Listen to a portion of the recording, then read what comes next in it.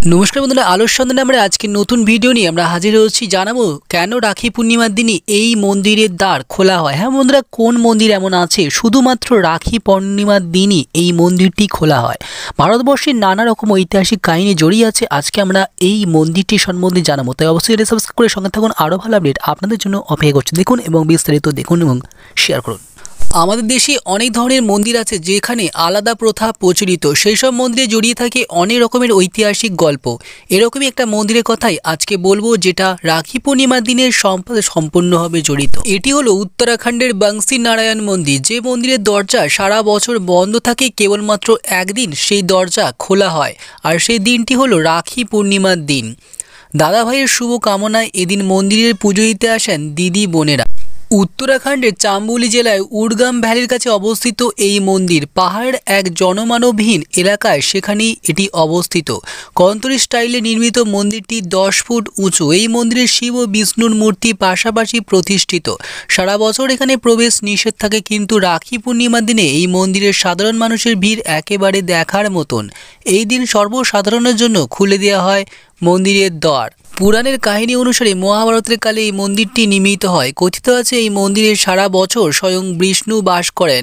দেবর্ষি নারদ বছরে অন্য দিনগুলিতে নারায়ণের পুজো করেন। মন্দির লাগো একটি গুহাও রয়েছে।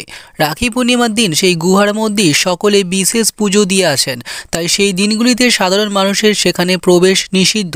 মানুষ যেখানে কেবলমাত্র রাখি পূর্ণিমার দিন প্রবেশ করার সুযোগ পান, তাও সূর্যাস্ত পর্যন্ত এখানে পুজো করা যেতে পারে। স্থানীয়দের বিশ্বাস যে এই মন্দিরে পুজো দিলে ভাই বোনের সম্পর্ক দৃঢ় হয় এবং সেই সঙ্গে দুজনেই জীবনের প্রতি পদে সাফল্য লাভ করেন।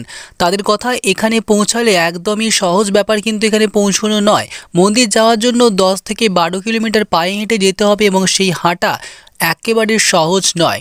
উত্তরাখণ্ডের যোগীমঠ অঞ্চলে পৌঁছে এই মন্দিরের জন্য যাত্রা শুরু করতে হয়। এমন উত্তরাখণ্ডের যোশী মঠ অঞ্চলে পৌঁছে এই মন্দিরের যাত্রা শুরু করতে হয়। এই মন্দিরের সঙ্গে প্রচলিত একটি কাহিনী হলো যে একবার রাজা বলি বিষ্ণুকে তার দ্বাররক্ষক হওয়ার জন্য আবেদন জানান। বিষ্ণু রাজি হয়ে বলির সঙ্গে তার রাজত্বে যান। বিষ্ণু কোথায় গেলেন তা খুঁজে না পেয়ে চিন্তিত লক্ষ্মী দেবী নারদের কাছে যান। নারদমুনি তাকে জানান যে বিষ্ণু বলি রাজার দ্বাররক্ষক হয়ে আছেন। এই শুনে দুঃখিত লক্ষ্মী বিষ্ণুকে সেখান থেকে বের করে আনার পথ জানতে চান। নারদ বলেছেন শ্রাবণ মাসের পূর্ণিমা তিথিতে বলি রাজার কাছে গিয়ে তার হাতে রক্ষাসূত্র অর্থাৎ রাখি বন্ধনের যে রক্ষাসূত্র সেটি বেঁধে দিতে হবে লক্ষ্মীকে। তার প্রতিদানে বিষ্ণুকে ফিরিয়ে নিয়ে যাওয়ার জন্য আবেদন জানান লক্ষ্মী। সেই দিন এখানকার রাজা বলি নারায়ণের আরাধনা করেন। সেই থেকে শুধুমাত্র রাখি পূর্ণিমার এই মন্দিরের দরজা সবার জন্য খুলে দেওয়া হয়। নারায়ণের মূর্তিতে রাখি পরিয়ে দেন ভক্তরা। এই মন্দিরে পুজো দেওয়ারও বিশেষ কিছু নিয়ম আছে। এখানে দাদা বা ভাইয়ের মঙ্গল কামনায় দিদি বোনেরা পুজো দিতে আসেন। মন্দিরের ভিতরে বিষ্ণুদেবের এক অতি প্রাচীন বিগ্রহ রয়েছে। সেই মূর্তিতে রাখি ছুঁয়ে নিজের বাড়িতে গিয়ে দাদার হাতে পরানোর রেওয়াজও রয়েছে। সেই সঙ্গে মন্দির লাগোয়া গুহায় রেখে আসতে হয় মাখন বা মাখন দিয়ে তৈরি কোনো পদ। মনে করা হয় এই মন্দিরে আরাধ্য ভোগ হয় মাখন। বছরে একবার হলেও এই মন্দিরে পুজো করার জন্য নির্দিষ্ট রয়েছেন একদল পুরোহিত। তারাই রাখির দিনে বিশেষ পুজোর ব্যবস্থা করেন এখানে, আর সেই পুজোতেই আসেন ভক্তরা। দেখছেন আলোর সন্ধানে আমরা আরও ভালো আপডেট এবং অজানা তথ্য আপনাদের কাছে আমরা নিয়ে আসবো। চ্যানেলটি সাবস্ক্রাইব করে সঙ্গে থাকুন, ভালো থাকুন এবং সবসময় সুস্থ থাকুন।